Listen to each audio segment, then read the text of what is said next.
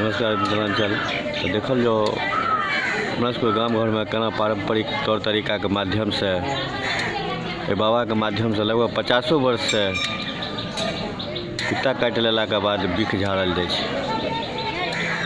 एक बेर हमरो बचपन में काटि लेने रहा तो हम एहिठाम झड़ेने रही, कहियो कोनो हमरा सबके दिक्कत नहीं भेल एखन तक। इंजेक्शन नहीं लेने रही नहीं। हमरा तो की कहे हमर उम्र भऽ गेल 35 साल 36 साल काटने रहा। हमरा 5-6 साल के उम्र में 7 साल हुई उम्र।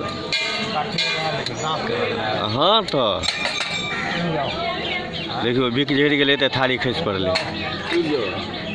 जाबे तक थारी सटल रही छै ताबे तक बिख छै, आ थारी खसि पड़ल तऽ बिख खत्म भऽ गेल। हमरे फोटो व्हाट्सएप